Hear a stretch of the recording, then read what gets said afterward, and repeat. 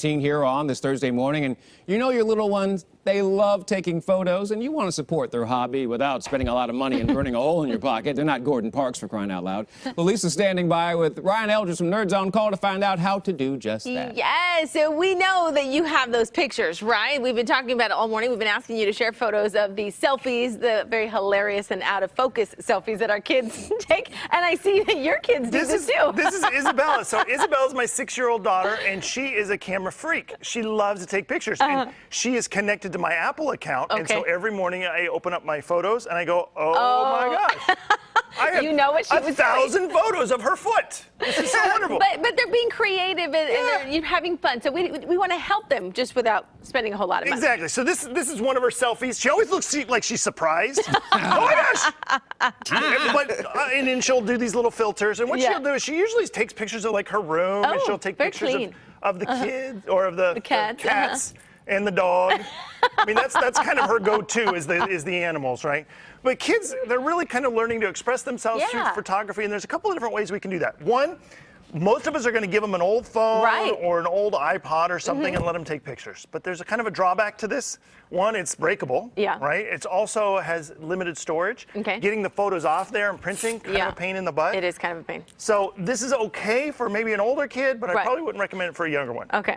What I do recommend is this really cool gadget here. Yeah, I love the color. This is from Fujifilm. This is about $126. It's called the Fujifilm FinePix X120. Lot of letters and numbers. Okay. Well, you got to put all those numbers in there. It's a guy thing. I don't know. Anyway, so this is really cool.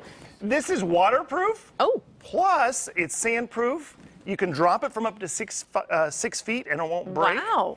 And it's just awesome. It's so much fun to play with. Okay. It takes really good pictures. It's a 16.5 megapixels. So you want to have at least decent quality. It's got some decent battery life.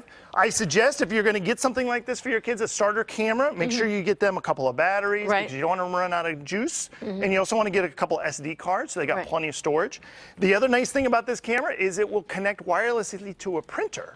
So they can print whatever they want. That's kind of cool. Yeah. But ultimately, one of the biggest things of advice you want to tell your young photographer is we always want to kind of get in there and go, oh, honey, you want to hold it more steady or make sure you get the rule of thirds. Let's talk about that for a little while.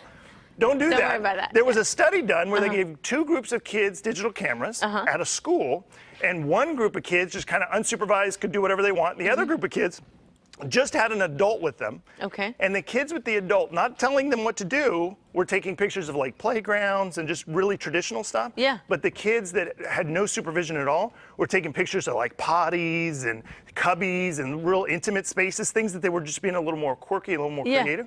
So as parents and adults, we want to get in there, but really don't. It kind of limits their creativity. So that's how I would suggest. Okay, fantastic. You can make photographers. Any apps that you can suggest that might help them, or just forget about the apps? Well, Google Photos is awesome for storing. So I mean, you can store almost unlimited stuff up there. Plus, you can edit and stuff. So if they're a little older and they want to play with filters and they want to, crop photos and things like that, they can't go wrong there. Okay, fantastic. All right, there you go. We've got all the information they just talked about on our website, goodaysacramento.com. Always so helpful, and maybe, we won't see the up the nose shots anymore. But it's so cute. But it is so cute. It's so cute. I love it. She does always look. She takes videos too. Like she'll take a car trip with my wife, and it's just pictures of the road. The road. I love it. For 45 minutes. So cute. All right, Ryan. Always good to see you. Thanks so much. Back over to you. Thank you so much. Appreciate that.